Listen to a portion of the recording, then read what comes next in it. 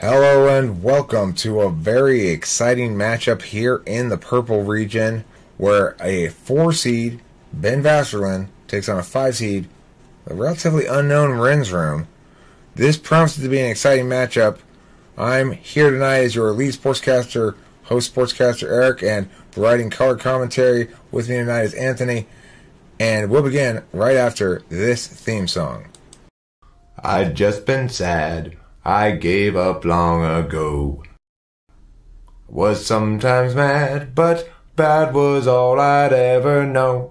Since sad was all I'd been, I'd only mope and pout until I met a man named Ken who showed me how to whisper shout. I'm rich, I'm the best, I'm the greatest, I'm the greatest, I'm the best, I'm rich, I'm the best, I'm the greatest, I'm the greatest, I'm the best. I'd just been sad, I gave up long ago. Was sometimes mad, but bad was all I'd ever know.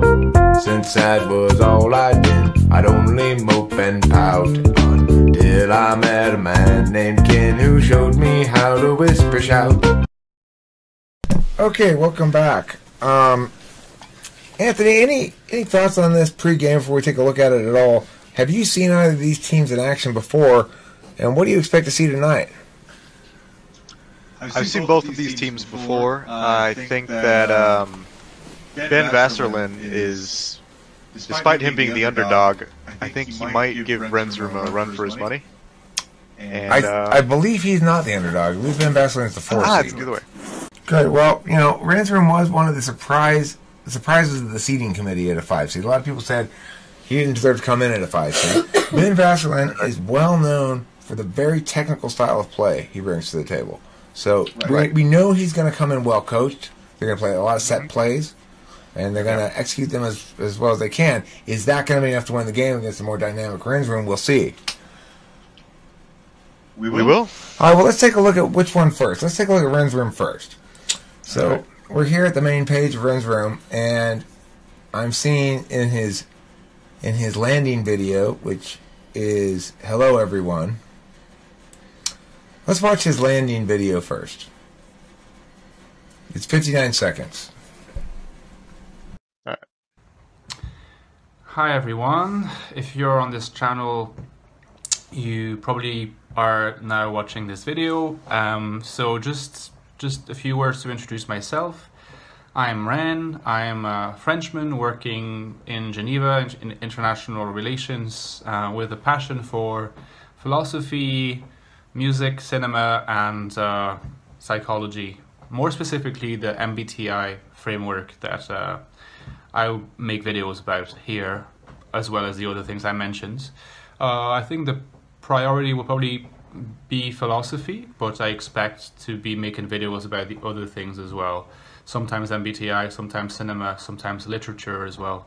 Things that I like and that I think sometimes I can sort of introduce you to if not familiar. Because I've got a good synthetic mind, I think, and some ideas that I'd like to share with you. So I hope you enjoy the ride. Talk to you soon. Well, one concern I have is he has a very synthetic mind. I'm often allergic to synthetics. I was wondering what that meant. But hopefully I won't be in this instance. Like non-GMO, farm-raised ideas. Yeah, right. I don't want the idea company to retain the rights to the seeds of my ideas. So, you know. Anyway, what do you think about his banner here? Pretty dramatic picture. I like it. That's something I would totally use. I like it, actually. I mean, I like the picture a lot, and it is quite striking. And Is it relevant? that's Probably what I not. was going to get at. It's like, should a banner? This is something that's not necessarily a firm criteria, but what do you think? Ought a banner of a YouTube channel give you information about what the channel is about, or at least say its name?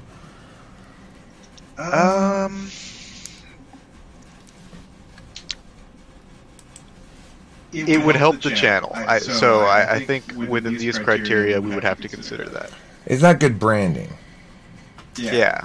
Okay, well, let's take a look at the layout of the front page there and see if it's well organized and what else we think about that. So he's got uploads, popular uploads, and created playlists.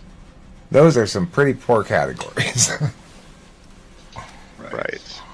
I want it categorized, you know, like these videos are about meh, and those videos are about meh. Not season 1, season 2, not popular uploads and created playlists. Do you think a lot of people get caught up on them being them and less about you're just you and it's the information that I'm getting from you? But some people get caught up on, well, it's me that they want, not my information. Yeah. I agree with that. That's a very, I mean, that's a good reflection of this channel, I think. Yeah. By my opinion. Well, I think it's a good reflection of two different misconceptions that people have about channels, which is it's about me or it's about the information, both of which are false. Right. You know, and we're going to see, I think, the other side of that with Ben Vaserlan. Agreed.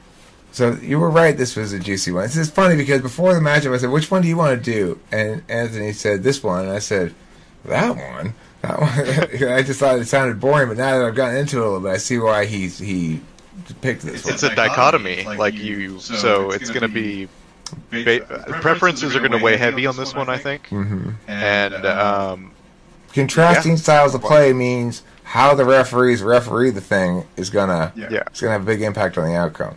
All right, so let's take a little bit more look at Brand's room. So what I see here is a bit of polar TE in his categories of playlists. Just as I did with Eric Thor earlier, he has equivalent playlists. Like, except his three hilariously say things like, you know, personal growth, and then developing cognitive functions, and typology. It's like, come on, those are not distinct categories. Right. That's fair. Yeah, I mean, these basically have the same problem. Right, they're not distinct categories. What's open monism? I don't know, you want to watch that video? Let's watch a little bit of it. It's a playlist. Open monism. Oh, it's a playlist, you're right. Is it all him, or the other people? Tim. Oh my god. Hi everyone. Alright, let's watch some of Ren this. here, and today I have the light on, despite the fact that it's the middle of the day. Apologies about that. It's just that outside is too bright for me to survive any any opening of the blinds, so I'm trying to just keep the lighting okay, just for your experience to be enjoyable. And today I would like to talk about. Hold on. Did he just apologize for having the light on? Yeah. Most of the videos It's have supposed to this. be more enjoyable with the light for us. But why would he apologize for it? He has disclaimers at the beginning of all of his videos. About the lights? No, but like about various things, like the topic, for example. I'm terribly or, like, sorry I'm wearing I don't- this white shirt today. Unfortunately, all my colored shirts have undergone bleachings. Yeah. I'm doing it for you, though. I'm wearing the white shirt because I figure it's better than seeing my nipples. Hopefully it makes your experience much nicer. It makes your experience much nicer. I have horrendously deformed nipples. They look like little elephant heads growing on my chest. Oh my god. All right, let's go ahead and continue. Well said. Thank you. Here we go. It's open monism, which is my philosophical theory or system or approach that I've been referring to before in videos that I've made about the about my philosophical background. But I do know that some people will be interested in knowing a bit more about where I'm coming from, you know, because after all, in the video that I made, which is called Where Am I Coming From, you know, philosophically, I I ended up talking mostly about Heidegger and Nietzsche, which was very important to sort of set like a base. In my video one, I talked about where I'm going, what I'm talking about, and how very, very, very long it will take to get there. Yep. I'm putting his ass on 1.75 speed. Thank you. I think you're losing points in the entertaining category. I'm being entertained by the hilarious slowness of it, but all right, here we go. Sort of origin for, sort of where I started noticing that, like, after reading a lot of material on, philosophy of all types and approaches in schools, I started noticing that, like, perhaps I was seeing patterns that arrested me, that, like, made me feel like it might be interesting to look at them, and that after a bit of research I realized not necessarily many people had looked at. So possibly what I'm doing has been done before. If it has been done before, I apologize to the person who has done that, and I will stand corrected. But in the meantime, I will have to be assuming. He's apologizing again. He's apologizing to the person whose idea he accidentally ripped off despite having researched it to prevent that from occurring in advance. At least he apologized for it. He apologizes for having some ideas that he may think are his own ideas, but that somebody else may have come up with in the past. And if he's accidentally copying them, he needs to apologize to them in advance now, of course. Right. I mean,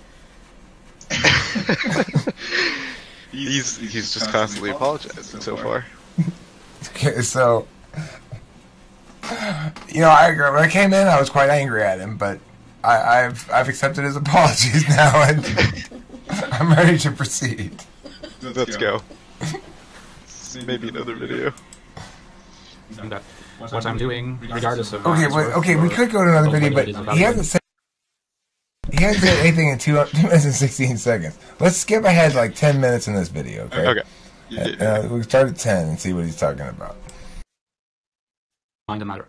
And the thing is, how does dualism explain that, like, when I intend to raise my arm and I do, there is this perfect interaction? How does that happen? And basically, like, throughout history, dualists have been somewhat powerless to explain that interaction. Even Leibniz, who many philosophers regard as like one of the supreme intellects of all time, had to just say, okay, like, let's just take for granted that, like, there is interactionism going on, so that, like, there is such a thing as a pre-established harmony, which he called in the world. It was also his way of accepting that God existed. Said God's put in motion the established harmony between mind and matter, so that every time that there is a voluntary movement, the intention and the volition that is mental in his worldview is accompanied by the actual physical movement. So pre-established harmony, and, like, when the axiom came to have to be justified, he said, no, it's not justifiable, but this is the proof that God exists. He created that. So you can see also how these rationalists at the time, who were quite skeptical of God, or at least gods in the sort of Christian version of the deity, found useful ways to both justify the potential great weaknesses in their metaphysical standpoint, and at the same time just be friendly to religious groups, to the established church, and therefore the state at the time. So it's a good example. All right, let's stop at 11:39 there. It sounds like he's doing sort of a case build for meta-rationalism of some sort, where he's saying he's trying to incorporate non-rational modalities and justify them largely through rational modalities. That's always a mistake, I think. I think he's barking up the wrong tree. Having explored all the argumentation in the matter, it's a mistake to presume that because certain things before didn't answer other certain things, that therefore that was God exists or something. It's not. He's never going to get there on that road. It doesn't go there. So I have no idea what he's talking about, to be honest, because I'm not too much into philosophy. Well, I think what he's saying in that instance is something along the lines of because philosophers can't explain how this ability to decide to raise the arm translates into an actual raising of the arm in any meaningful way. There's no understood communication from our will to our arm, right? It just happens willless. Like, you will it and it happens, and you don't have to say, hey, shoulder, talk to elbow, and then the shoulder goes, Hey, I want you to move. And then the elbow goes, Hand, you're going to have to come along too. You just move your arm.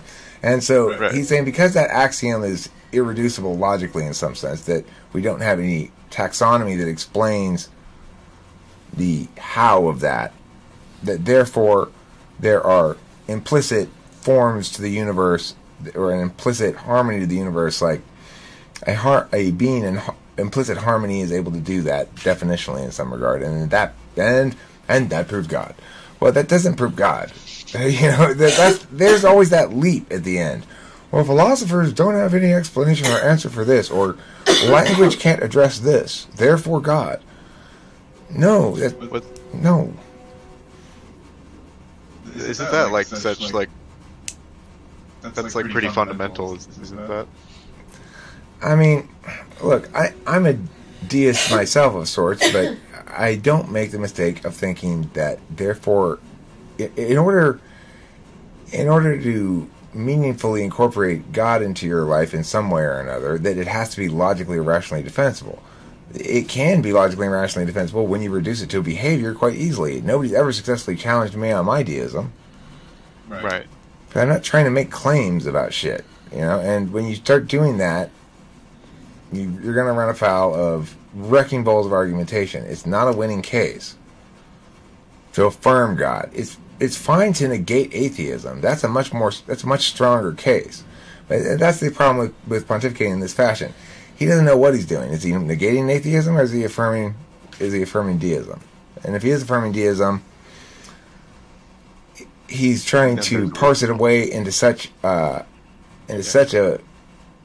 what's the word he used for his brain? It's a synthetic. He's trying to parse it away into such a synthetic fashion that it becomes meaningless almost. Right. Okay. He's sorry though. Yeah, he is sorry. You're right, Kim. He's very sorry about that. And we accept your apology, Ren. Gosh. Okay. That's an 8 slot NI there, Anthony. That's eight. Yeah, that's what? 8 slot NI from Kimberly with that joke. Yeah. That's a good one, Kim. It's well timed and referential. Eric, No, but I'm not trying to FE make you uncomfortable, for God's sake. You're always displaying cognitive function shit, so I use you as an analysis point all the time. Like that. Tool function FE immediately shutting me down, assuming I'm going to offer her too much and continue praising her, and therefore invoke FE harms. But I wasn't going to do that. Okay, alright, moving right along. I was going to analyze shit. Okay, sorry, moving right along. TI it. That's what I'm a sportscaster, Kim. Okay. You're my extra color guy. Okay, sorry. Alright, so let's pick a different video from Ren real quick. Look at that one, and then let's move on to Ben. You got a different video from Ren you think we should choose? Well, most of his videos are about being an INFJ, if you just look at the list. Hi everyone. So maybe watching one of those, because that'd be representative of the channel. How about INFJ answers your questions? You think that's a live stream? Not a live stream. He doesn't live stream. Okay, let's watch that one. Okay.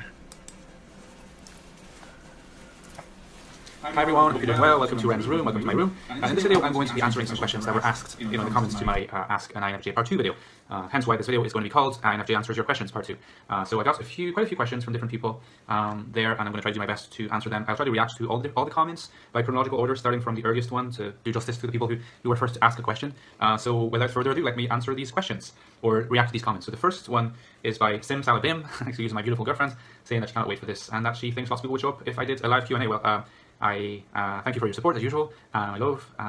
I hope that's the first time that I do live Q&A. Lots of people will show up. I think that perhaps I'll wait until I have a few more subscribers, but I definitely will do this at some point or other. But yeah, again, appreciate the support. Hosterius, who's a friend from the INFJs forum, infjs.com, recommend this forum, says that he will pad Ren's audience, clap on cue, and laugh at all the punchlines. I appreciate your planned involvement, Hosterius. I think this is an excellent idea. Now, first proper question is by Jill Gibbs. Hi, Jill. Asking, hi, Ren, could you type Sade and Eva Cassidy? Fun fact for you, and that has nothing to do with Sade, or should I say Sade? Like, I'm not quite sure how to pronounce Sade's name. I'm just going to say Sade because you know, because I just don't know. I'm assuming perhaps the pronunciation is different. One of the funniest things apparently I ever said in Ireland when I was living there was You better not get it wrong. you know, there's lots of pubs called Cassidy in Ireland, and well, at least quite a few in Dublin. And at the time, I guess I hadn't lived in Ireland for that long, or I just didn't know how to pronounce it. And I said to one of my friends, "Oh yeah, I think the others are having a pint in Cassidy's," and he just laughed so hard, just as if, you know, I'd pronounced it like as if it were like an Italian name or something, Cassidy's. So, but I know it's Cassidy now. Anyway, so for Sade, first of all, I got to say, I'm assuming that you're referring to the singer and not to the writer, the Marquis de Sade, who I believe is an ESTP, and I could go into some detail as regards why I think he's an ESTP. An incredibly pathological one, actually. But my brother is reading a lot of the Sade's writings at the moment, and it is so extreme and shocking. Like, people nowadays, so 300 years later, nearly, or 250 years later, like, they do not even reach a third of the extremity of Sade's writings. But nevertheless, that was not your question. So, to be completely honest with you, I was not aware of the existence of Eva Cassidy, which makes it a bit more complicated for me to answer the question regarding her. And I looked. She has passed away. That's what I saw at a tragically young age. I looked for interviews and I was not able to find interviews. If you have interviews to send my way, I'd happily look at interviews of her. So at the moment, I am incompetent to give you my opinion on Eva Cassidy. Now, regarding Sade, I'm not very familiar with Sade's personality. I'm familiar with a bit of the music. I checked some interviews, and what I can say is that well, it's interesting because I checked the interviews, but I also checked what the current opinion was regarding Sade, and there's not a lot, because I think she's quite a private person, and she says that much in one of her interviews. But I saw that, like, there were some suggestions that she might be ISFJ. So what I would like to answer to that is that I don't think that she is ISFJ. I think that she uses FI rather than FE. I did not see a lot of FE. All right, let me pause at 450. So the question was, what type is Sade? Yep. 4 minutes. And we got... Okay, first of all, it's probably not pronounced Sade, but I'm going to pronounce it that way because I'm not sure how to pronounce it. Okay, now listen. If I'm getting it wrong, of course, I may not say it explicitly, but I am terribly, terribly, terribly sorry. And then he tells us the story about Marquis de Sade's writings. And then he says, okay, so I did bring back to Sade. I did look into her a little bit. I couldn't find any information about her, basically, but she seems FI. I feel like this is what you get when you put an INFJ in a semi-socialist country. What's his anti-bourgeois thing on his wall in the previous video? I don't know. Why don't you just replace that with pro-poverty? This is what you get. A whole lot of apologizing for being misconstrued. Listen, that may work in wherever the hell you are. He's French, though. Why is he so... He's not like... I would expect that from like a Swede or something, maybe. They're like that a little bit, but... I mean, where's your... I'm French! That's what he's supposed to be like. Alright, well... Let's not do the points until the very end, but let's talk about the categories here. Overall, the channel is... You know... it's okay. Like we said, the banner is pretty cool, but it doesn't really do anything as far as branding or anything. I don't like the little blue-haired girl circle thing. Why would that be his circle? It doesn't make sense. It doesn't make any sense. It does. No. It's totally inconsistent with the banner style of picture too, in a way that's kind of jarring. Also related to the channel in general. Let's look at the community tab. We put something up 3 days ago.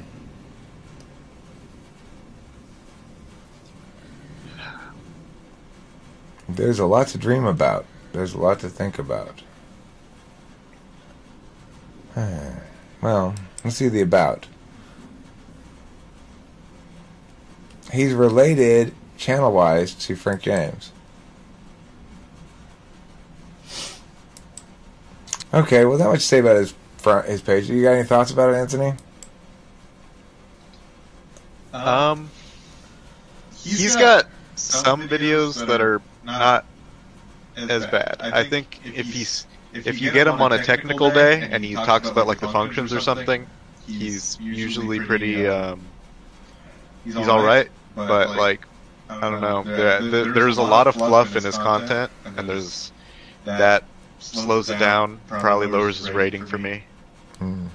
Well, I know that my subscriber rate has always been very slow, and I attribute it, at least in part, to the fact that I've historically been very hit and miss, and I'm probably less hit and miss now a little bit and more consistent. But regardless, if you aren't attending to the how the actual audience is going to actually experience your videos in general very much or enough, or if you're only attending to it on one level, like he's attending to his audience's experience, his audience's perceptions of him on some FE levels. Like, he seems very nice. I don't think anybody dislikes the guy. Oh, yeah.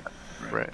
But on another level, that's kind of ineffective FE. It was ineffective on us in some sense. Not that we disliked him, but I think his... It was a bit much. Yeah, it kind of makes you pay less attention to what he's saying, and it takes a long time to get there that way, too, if you've got all these, you know... Right. Good sirs and madams, welcome to my channel. Thank you first for coming to watch this video. And before I begin the video, I will do more social niceties and, you know, just try. I've tried, it's one thing I have to work on continually is cut to the chase, stop indulging yourself with little nonsenses. Because, right. I mean, unless it's if it's funny, great, fine. But if you're just telling a little side tangent about how you went to the store to get a loaf of bread, nobody fucking wants to hear it. Right. Yeah, that's true. Alright, so you want to check out Ben's? I'm not saying you're telling those stories, Ren, by the way. I'm just talking about my own experience that's relevant. As an SI user, I tend to do. Everything links back to something I did. Ben Vaserlan. Ben Vaserlan. Okay, look at this front page. Let's take a look at it. That's Just sit back so I can make it too. What? Kim, let me get your thoughts first, actually, on the aesthetics here. What do you think? Is this a banner that says, "Come lay down with me"? No, it's a banner I can't even read, and I've got 3.0 glasses on. Look, it has the desktop icons on the left. It is horrible. Clickable playlist shelf names. Are these clickable? I don't think so. Clicking. Is it a joke? Or is he playing a trick on us or something? Isn't it? That's brilliant. If it is. But it's not brilliant. It's just wasting my time. It's goofy. I don't know. I like that. But like, it's not visually appealing. It's not. I mean, the text is too small. I have a huge screen, and I can't really read it that well. I have to try. It doesn't display anything. It's words, which you can put in the text, you know. Okay, so videos with type pattern, pros and or prominent YouTubers, 9 playlist shelves. A to Z, Ben and 59 guests. Socionics, Dr. G, Hangouts, Intertype Relations, Randomized. Motivation 1 of 2, Kiersey Temperament Model. Jungian individuation patterns, sociotypes and cursively predisposed roles, faculties, i.e., Jungian cognitive functions, order NT then SF functions, motivation 2 of 2, and John Catherine. I mean, it's well organized. I got to give him credit for being super well organized. The thing about that, and it's got reviews as well. I'd be interested in watching one of his reviews. The thing about it, yes, it's very well organized, but I guess I would point out that the problem here is you've got a niche of a niche. It's a pretty thin sliver of people who want to really dive deep into everything personality related to its most mechanical understandings.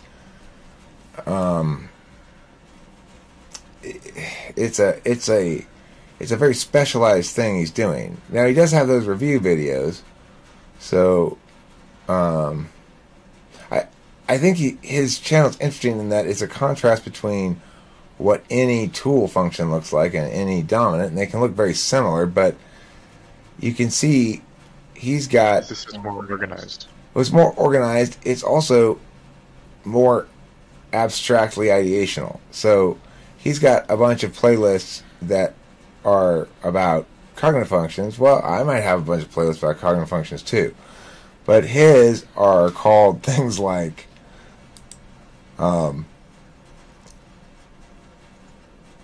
Keirsey temperament model 1 of 2, or Jungian individuation patterns and Keirsey predisposed roles. I don't have things like that. I have things like ESFP. Right? Yeah. I see what you mean.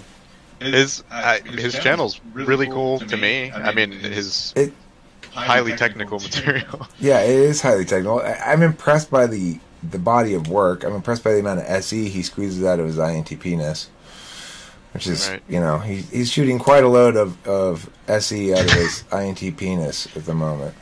So, the thing is, I guess, this is what it looks like when an INTP makes of YouTube that which is most suitable to him in terms of his third slot SI and his dominant TI. I'm sure this is very satisfying and gratifying to him to have this record of his work and his TI shit going on.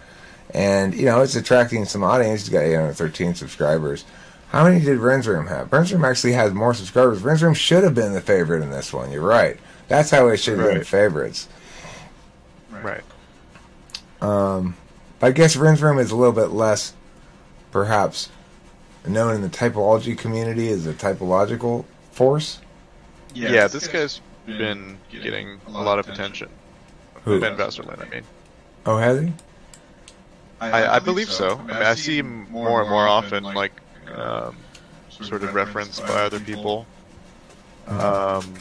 It's interesting. Have you seen his videos before? Yeah, I have looked at it before. I don't remember when and why I looked at it. There's something... I don't remember. I mean, most of this stuff is about Socionics Model G, right? Or like everything through that lens. It looks like Delilah. Which one? On the right. This? Yeah. This doesn't look like Left. this. Yeah. Yeah, he typed her as interview, or at least it says that. Let's look at one of these videos with Anissa in it. She looks like Delilah on that picture, doesn't she? Yeah, she does a little bit. I'm gonna put Anissa playlist and. Oh, and I'm live with Anissa, who has chosen this exact moment to drop out. But there she is. Let's go she's to back. 320. Ethical situation that you were mentioning. If you tell us the story or the situation about the scenario about you said organ, but selling organs. If you tell us about that. Yes, if the father is extremely sick, and he has like children, small children, and a wife, and then they are all dependent on him for the house, and like they need him. So he needs to. Okay, I can't. What? How much are we going to get out of that video? Not much. Let's leave that one. Let's try a different one. Let's give up on that. I mean, it's so little regard for the audience's experience in general. And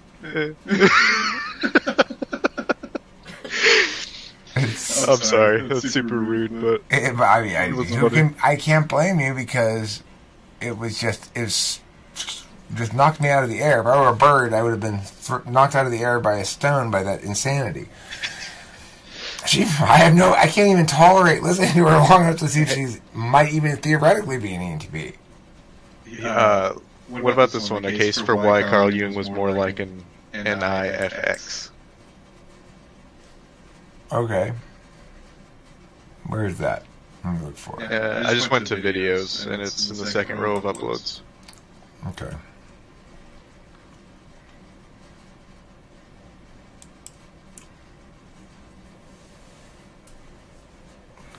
That's the stage bound, Lulu.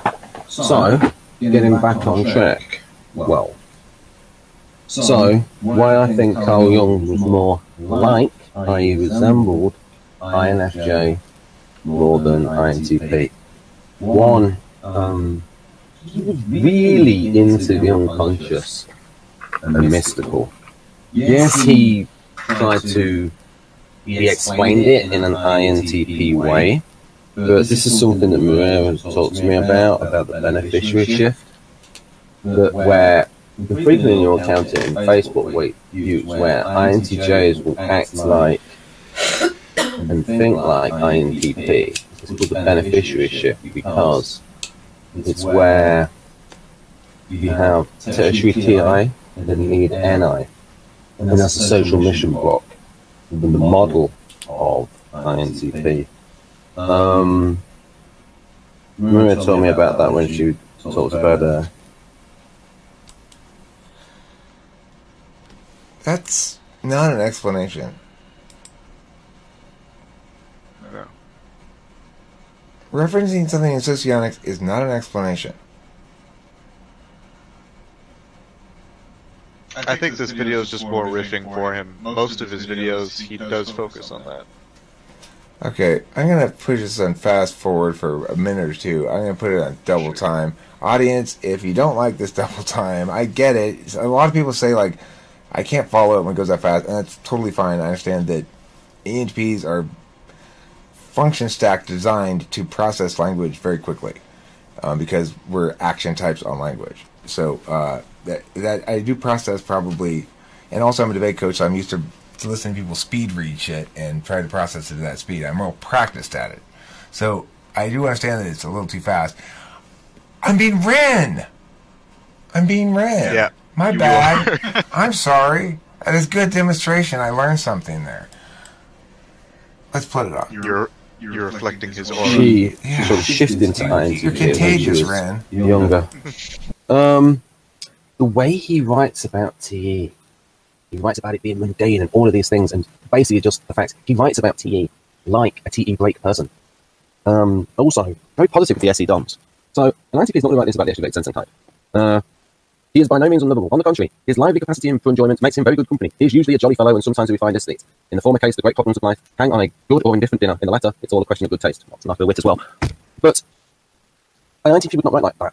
I mean, if you look at the way Victor defines extroverted sensor, how he's got power sensing, bring up the aggressive aspect, the break function would come through. Just like Carl Jung's break function came through with the definition of TE. He really sort of patronizes it as like superficial and mundane. The way he talks about FE DOMs is quite patronizing. If you look at the way Dario talks about SE DOMs in this book, 8 Keys to Self-Leadership, Dario really likes SE DOMs, and that's because they are his jaw. So I will give you an example of just how much Dario likes SE DOMs. This will give you an example. And he's actually chosen it as his example type. Okay, I'm going to stop it. This is what I would call digging too deep into the node. And it's absolutely consistent with INTP. Now I remember where I watched that guy's videos before. It was when I type policed him. I don't know who I was. I may have been with you, maybe with Amber. I don't know. But he's digging way deep into the node. For example, he's trying to make the argument here that I think what he's trying to make the argument is Jung talked about Mia like Mia. Okay? So Jung talked about some other type like whatever. Now, here's the important thing to note. Dario Nardi talks glowingly of SE in this because it's his dual, and then so he's going to give some examples of other famous type people who write in ways that suggest they're expressing their seeking values and stuff. Fine, I like that argument. That's fine. But then he proceeds to read the evidence from the Dario Nardi book.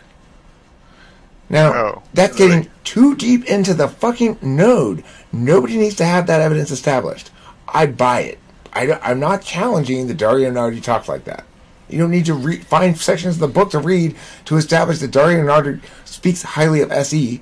I mean, I get that your case here is what you're trying to prove, but it's too boring. Okay. Is that just like an instance of SI, like him remembering that this was like a valid thing to consider in an ideational way? Nope. That's TI having too much ownership of the keys to the car. Hold on a second. Hi, Dad. I think the takeaway from this is there are multiple ways of not successfully taking into account the viewer's experience. Okay. We see. And how do you feel about both of the channels in that light?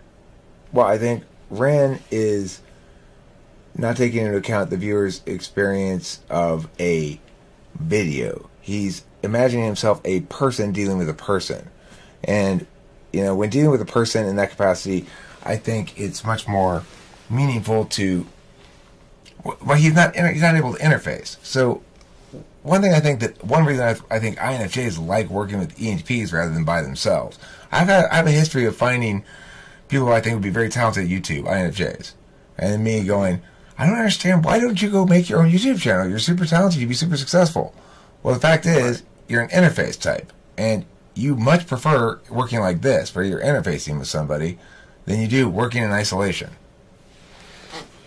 Right. When I first started making videos with you, I was very conscious of the fact that, like, the camera was gonna be the only representative of the audience, which was weird to me because I'm used to doing like any sort of speaking like in front of people, like it feels more comfortable.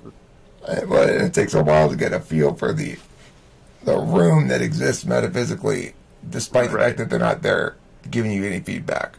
They're, you know, over time I've come to understand, basically through SI style trial and error and through the analytics that YouTube provides, you know, thumbs and stuff like that, that what things actually matter more, and how, like, I had to learn the hard way that a video of cold hard directed argumentation that is building the strongest case I can with no regard for FE delivery, and especially if it's attacking somebody else, that doesn't necessarily play well. Yeah. And it seemed to me, you know, at first, because I was such a slave to my function stack, my reaction is, well, fuck them then, you know? It's like, I'm right, so I should be able to be a complete asshole about it. And everybody should appreciate that because, after all, I'm right.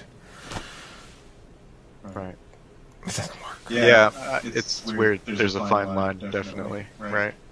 Yeah. So, and I'm not saying either of these people are being an asshole. That was maybe my problem, not theirs. But there's so many different ways that you can get the media making outcome wrong, and so few ways to get it right. And that's why I'm always talking about how important it is to use NI in media making for myself. But I think it is important for other people too. I just don't generally toss out unsolicited advice like, you should do it like this too, you know? Why not? Because that doesn't play well. Well, I guess like a program like this is just what, in a way to sift through the content for other people, like because we're still kind of critiquing them in ways that's like, oh, absolutely. But this is way more interesting than what they're doing. Right. Okay. That's the whole point, is you can only evaluate this in terms of how does it work as a media object for the audience. Now, this is the thing. Ben Vaserlan's videos work probably very well for his audience of hardcore socionics, get into depth with it shit, you know? For those people who are looking for that level of detail, you know, even they would probably say, well, I wish you'd go a little faster. Right. Because if you are interested in that level of detail, you're really interested in the information. Some people are looking for videos for the information. They want it to come at them exactly as fast as they can process it. No faster, no slower.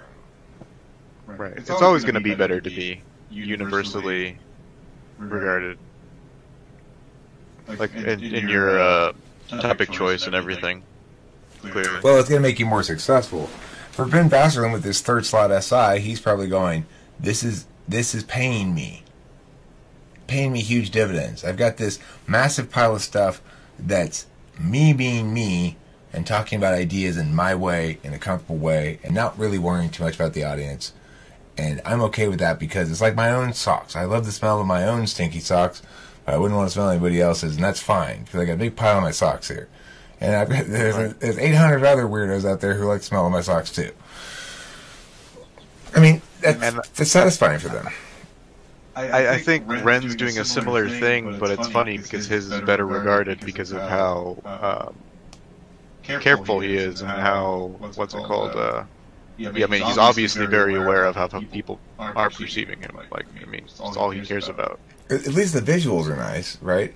The difference in the visuals is dramatic as well. Like the visual of everything on his channel is very minimalist and what the lighting's, he takes good care of the lighting. You know, my channel looks a lot more like Ben Vaserlan's channel than it does like Ren's channel. And although it's getting better, you know, mine's getting a little bit more NI.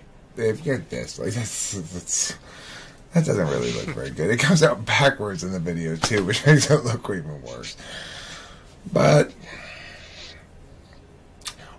what are you gonna do? I don't know.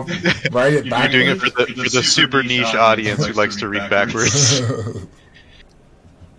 Okay, so let's do Ren's room versus Ben channel overall. I'm gonna give Ben a 3.5 and Ren a 3.4 because I don't like Ben's busyness, but I don't like Ren's lack of utility. And Ren's looks nice.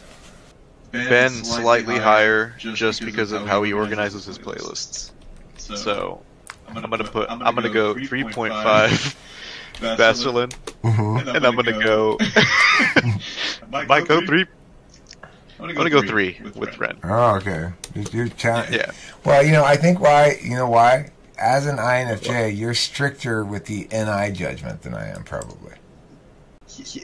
I mean, I expect way more of him. And as an NE Dom, I'm stricter about the NE judgment. I'm like, Ben, that's you're really letting it get away from you here with the with the not caring about NI. Come on. That's funny. I noticed that I'm way more willing to make fun of my type than other types because, well, I can be the butt of the joke, and nobody else has to be the butt of the joke, and INFJs are too well regarded. We need to be knocked down a peg. So, right, I see what you're saying. You feel as though if you were to bust INFP's chops, then someone's going to come in and be like, why are you always hating on INFPs, yo? Occasionally I'll do it, but, you know, when I feel it's appropriate. We're not hating on you INFPs, we love you. Okay, we do. We feel specialness. Yes. Right there. Okay, so let's go on to the typological information. I didn't really hear much from Ren. I'm just going to copy your score for him. For Ben, I'm not going to give him a 5, actually. Okay. I gave Thor a 5. I gave Curtis a 5. But I'm only going to give Ben a 4.2. Because he's got too much information, much of which is wrong. Right. And I'm gonna give. And that's funny too because you have TI higher than me, and for me, I'm like, ooh, gold mine. Like somebody else is doing the thinking. Like so, I can just kind of like take the back seat and pick what I like. And you're just like, nah, this is way overdoing it. Okay, so I don't know what I'm gonna give Rand. I'm gonna give him whatever score you give him. So what do you give Ben? 4.5. Okay, and what about Ren? 3.5. 3.5. 3. 3.0. Okay, I'm gonna give him 3.2. Let's go ahead to entertainingness. I don't think either of these are very entertaining. I'm gonna give the lowest score they've ever given in entertainingness I'm gonna give. Wow. I'm gonna give 1.9 and a 2. Oh my god. Okay. For Ben, I'll go 3.5, and for Ren, I'll go 2. Particulars, arbitrary factors. Ben a 3 for just being smart. And then I'm going to give the other guy, Ren, 3.1. He annoyed me with his commie sign. And the only reason I'm giving it an extra 0.1 is because I like his shitty NI better than I like Ben's shitty TI.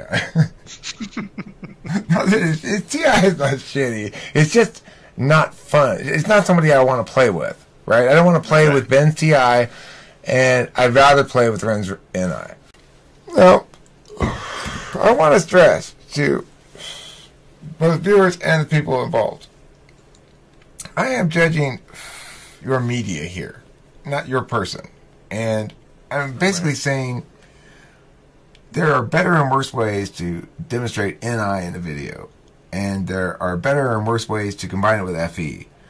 And that some of the things that you're doing, for example, Ren, are possibly effective when dealing with people face-to-face. Or maybe you think because you're not dealing with people face-to-face, you need to play more FE defense or something. Nobody wants to hear disclaimers, and people would prefer you get to the point a little quicker. I understand that you're an NI dom, and that's going to slow you down a bit. You should do what Eric Thor does. Just say the same thing in like 3 different ways. In other words, take several different approaches to speaking the same thing, or perhaps express the same thing in 2 + 1 different manners. So if you do that, then less than 5-minute apology. Yeah. Don't concern yourself for the people who are watching the video. Concern yourself for the audience members watching the video. And think of yourself as an audience member. Are you going to want to sit through that? It's too slow, dude. Even at 1.75 speed, you sound like you were talking regular speed. And Ben Vaserlan, you don't care about me at all. You're not interested in this video. You don't want to hear my opinion about anything. And I suspect you don't like me. And then it'd be really interesting to see you two in a room together. He would not. You know that he's very comfortable in his court. Yeah. He's comfortable with his home court, and I don't know if he'd be particularly comfortable in other settings. I'd like to think I would be comfortable in any setting. Mm-hmm. Just about. Not in any setting. Not like a women's swimming meet where I'm a competitor. That would make me uncomfortable. You wouldn't want to be a competitor in a women's swimming meet. Right, that would make me feel uncomfortable. Yeah, that's fair. Because I'd be topless. I'd be the only girl who was topless. Why am I the only girl in the race who doesn't have a top on? No, Eric, I don't think that's what you're supposed to be objecting to. Okay, so let's add them up. Who wins? We have a split decision in the commentator's booth. That doesn't mean the game's going to end up as a tie, of course. The game still is yet to be played out in the polls. Tip-off is right now. Go to the polls, vote for it. Obviously, Anthony and I watched the same game, but we saw different things. It's funny, actually. We judge our own way more harshly. Yeah, that's true. That's a good observation. It's probably something I wouldn't have noticed either if you hadn't pointed it out. That's very interesting. Yeah, I guess because I think this is why, because we're not talking about functions that aren't in our stacks. If we were talking about FI, I think this sort of rule would somehow get messed up. But because we're talking about things that are either in our fifth or our first 3 or something, somewhere strong like that, for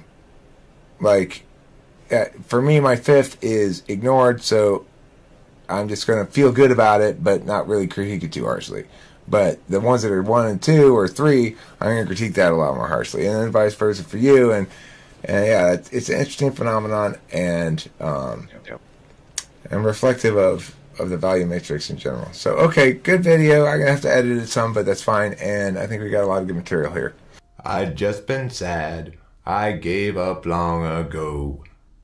Was sometimes mad, but bad was all I'd ever know. Since sad was all I'd been, I'd only mope and pout until I met a man named Ken who showed me how to whisper shout. I'm rich, I'm the best, I'm the greatest, I'm the greatest, I'm the best. I'm rich, I'm the best, I'm the greatest, I'm the greatest, I'm the best. I'd just been sad, I gave up long ago. Was sometimes mad, but bad was all I'd ever know. Since sad was all I'd been, I'd only mope and pout until I met a man named Ken who showed me how to whisper shout. I'm rich, I'm the best, I'm the greatest, I'm the greatest, I'm the best. I'm rich, I'm the best, I'm the greatest, I'm the greatest, I'm the best. I'm rich, I'm the best, I'm the greatest, I'm the greatest, I'm the best. I'm rich. I'd just been sad, I gave up long ago. I'm the greatest. Was sometimes mad, but bad was all I'd ever known. I'm the greatest. Since sad was all I'd been, I'd only mope and pout. I'm the best. Till I met a man named Ken who showed me how to whisper shout. I'm rich, I'm the best, I'm the greatest, I'm the greatest, I'm the best. I'm rich, I'm the best, I'm the greatest.